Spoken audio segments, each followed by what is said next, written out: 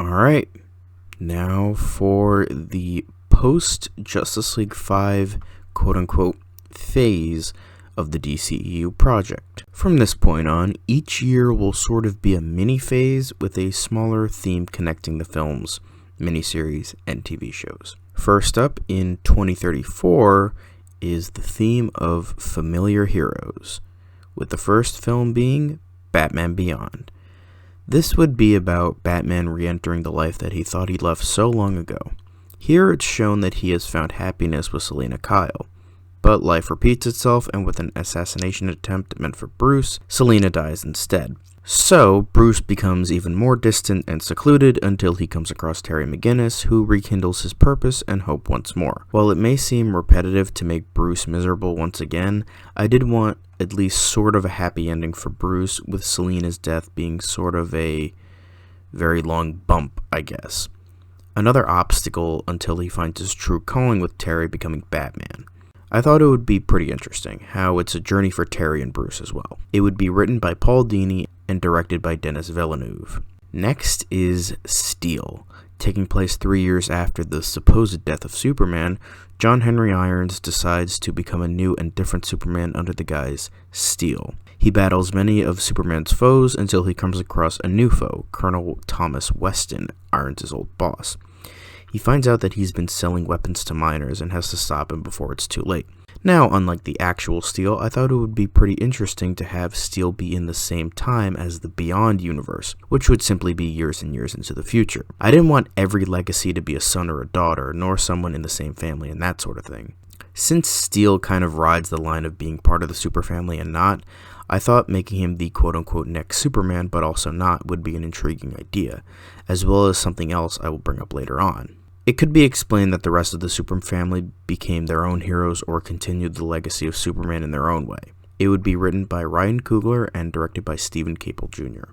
Next is Requiem. Similar to the themes of Steel, this movie would be about Artemis, whose hero name would be Requiem. It would be her dealing with the villain Deimos, who wants vengeance for his father's, Ares, death at the hands of Wonder Woman. Since Wonder Woman is allegedly dead, Donna Troy has gone missing, and Wonder Girl is off-world, Artemis has to take the reins as Requiem and defeat him. This would definitely be a film about Artemis growing as a character in the way it was in Red Hood and the Outlaws, where she went from being this angry, entitled, and violent Amazon to becoming more level-headed and stoic. This would be written by Patty Jenkins and Alan Heinberg and directed by David Leitch. Then finally for 2034 is Kingdom Come, a 4-part miniseries adaptation of Kingdom Come. It would follow everything pretty much the same from beginning to end. However, I would like to reiterate that this would take place on another Earth, and it wouldn't be part of this main Earth's continuity. The showrunner would be Vince Gilligan. Ballsy, but it would be awesome.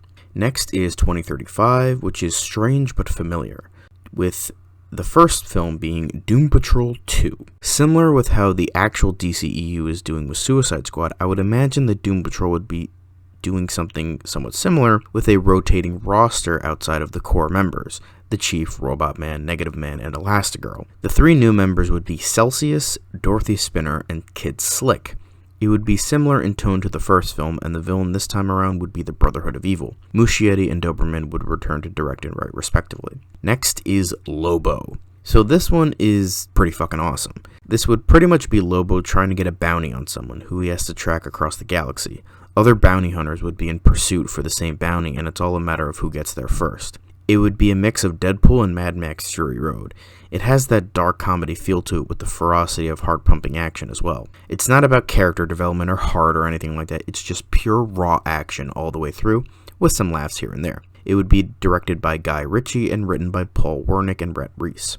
Then for the final project of 2035 is Injustice: Gods Among Us. This would be an adaptation of not only the game, but the comic book series preceding it as well. It would run for 6 seasons, with the first 5 seasons pertaining to each comic book run, which takes place over the course of a year, and the final season taking place over the events of the game. Because of this, it would be assumed that Season 6 would be shortened since the game's events aren't that long. The showrunner would be Aaron Guzikowski. Next up for 2036 is The Supernatural, with the first film being Hellblazer. Another simple one, this would be an adaptation of John Constantine's most popular and arguably best story from the original Hellblazer run, dangerous habits, as well as mixing some ideas from earlier and later stories. It would be a bit condensed, with some things taken out for time, but it would include most of what made the original run so good in the first place. I also wanted to state that this would take place on another Earth than on the main DCEU Earth. Mainly because I don't want Constantine to be burdened with a lot of other heroes in this universe, as well as trying to keep the Vertigo properties separate from the main continuity. So this will take place on another Earth, along with a couple more properties I have in store for the future. It would be directed and written by Cary Fukunaga. Next is I, Vampire. This would be a horror film about Andrew Bennett, who became a vampire in 1591 because of an accident. Doomed to scour the earth for eternity, he makes his lover, Mary Seward, into a vampire as well. However, she soon becomes corrupted by the power of becoming a vampire and takes the name Mary Queen of Blood and starts a cult called the Blood Red Moon to try and take over the world. For hundreds of years, he has tried to stop Mary, but to no avail.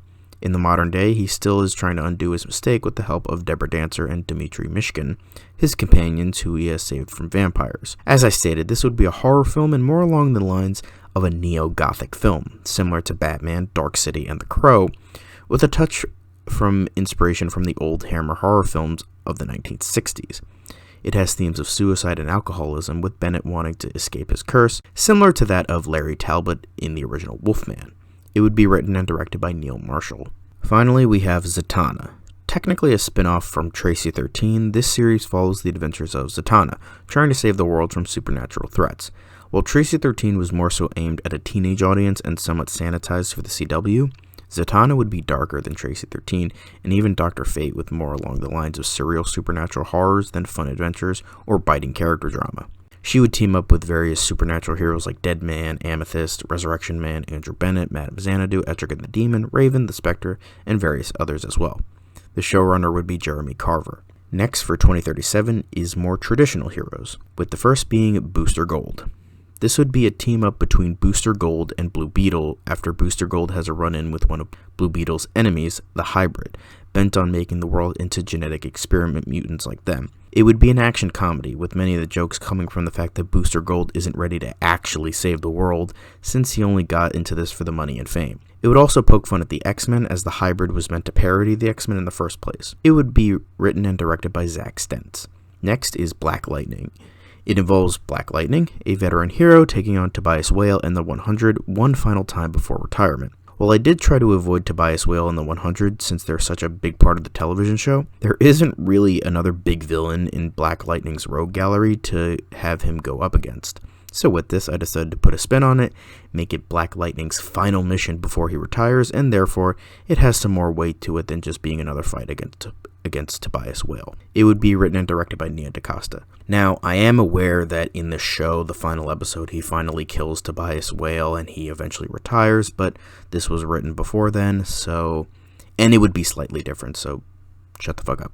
Next is Power Girl. Kara Zor-El from Earth 2 somehow travels to Earth 1 and somehow gets trapped there, seemingly indefinitely, and because of this, she has to get accustomed to this world and its villains. Due to the fact that Power Girl was mainly brought into the main DC universe through Crisis on Infinite Earths, I decided to tweak it a bit so it would work in this universe. It would be an 8-part miniseries and her fighting various villains while also dealing with the fallout and culture shock of being stuck on an Earth that is so far ahead of hers. Obviously, various members of the superfamily would make appearances. The showrunners would be Carlton Cuse and Alec Berg. Next up is 2038 with Elseworld stories, with the first being Gotham by Gaslight. Simply put, this would be an adaptation of the original Elseworld story. That's pretty much it. It would be written and directed by Robert Eggers. Next is Kamandi, the Last Boy on Earth. While this wouldn't be a direct adaptation of any specific runs or comic issues, it would take a lot of elements from the original Jack Kirby run. It would be a sci-fi western with many elements taken from films like A Boy and His Dog and Mad Max the Road Warrior for reference. It would follow the various adventures of Kamandi, meeting some interesting characters from the comics. It would be written and directed by Duncan Jones. Then finally for 2038 would be Just Imagine, a 13-part miniseries adapting Stan Lee's versions of famous DC characters, with each character getting their own episode, along with various team-ups and side missions. The entire series revolves around Reverend Dominic Dark trying to take over the world with only these alternate versions that can stop him. It was a very controversial series since it was not received very well, and most fans thought it was stupid, but I thought it would be interesting to showcase one of Stan Lee's more ridiculous and more idiotic ideas.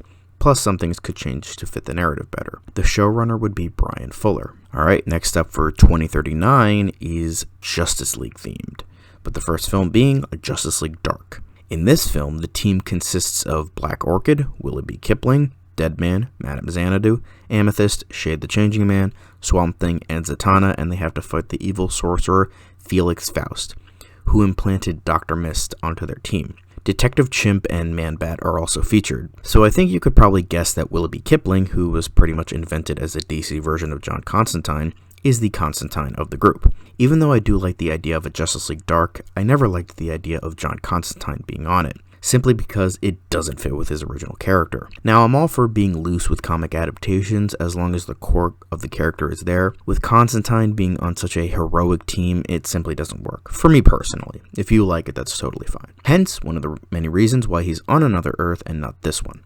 It would be written and directed by Joseph Kahn. Next is Justice League Beyond, the futuristic team that would consist of Terry's Batman, Steel, Requiem, the Tornado Twins, Aquagirl, the second Atom, and a future incarnation of Hawkman battles the villainous Professor Ivo's long-dormant creation, Amazo. I think it would have been interesting to have a Justice League film set in the far future of the Batman Beyond universe. It wouldn't be an adaptation of the comics Justice League Beyond, just taking the idea and using it here. It would be written by Paul Dini and directed by Joel Edgerton. Then finally for 2039 is Young Justice. Damian Wayne's Robin, Connor Kent's Superboy, Impulse, Cassie Sands' Mark Wonder Girl, Arrowette, and Secret decide to form Young Justice after meeting each other going after an evil villain. Red Tornado swears to keep an eye on them after they find the long-dormant android. It would be a sort of attempt of reinvigorating that Teen Titans charm, since in this very unrealistic universe, the Teen Titans would be grown up now. The newer team would try and be inserted into the universe. Damian Wayne, just like the comics, would be an asshole and leave after one season, not being able to work with other people. The Jackson Hyde version of Aqualad replaces him. The showrunner would be Sean Levy. Next up in 2040 is Strange Heroes, the first being Captain Atom. In an undisclosed year, Nathaniel Atom takes part in an experiment in order to get a presidential pardon in a crime that he did not commit. It involves launching an atomic bomb under an experimental metal to shield from the blast. Colonel Wade Eiling is a witness to this, and it's assumed that Atom has perished in the explosion, when in actuality he was flung forward in time to the present day.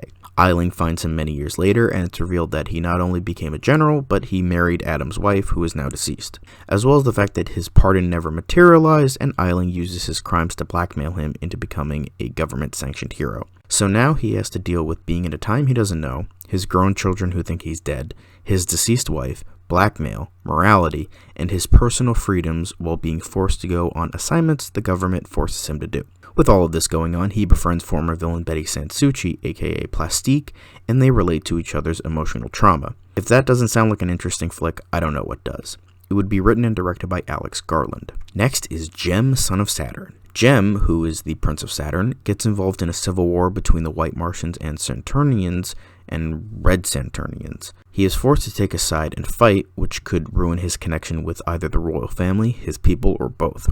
This was sort of the original idea I had with the original Martian Manhunter movie way back when. It was going to be a prequel to the events of Justice League involving the civil war between the Green and White Martians.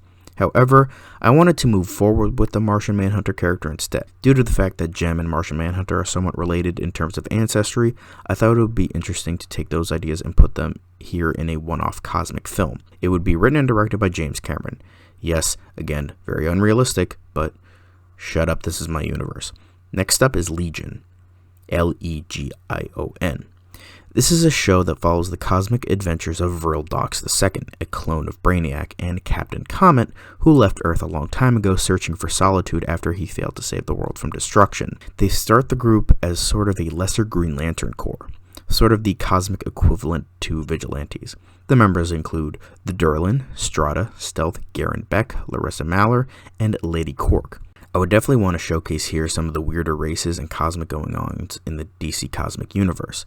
If I were to compare it to anything in tone, it would probably be something like The Mandalorian, showing a very different side to that universe, or The Expanse. Hence, the showrunners would be Mark Fergus and Hawk Otsby. Next is 2041 with Other Heroes, the first being Hawk and Dove.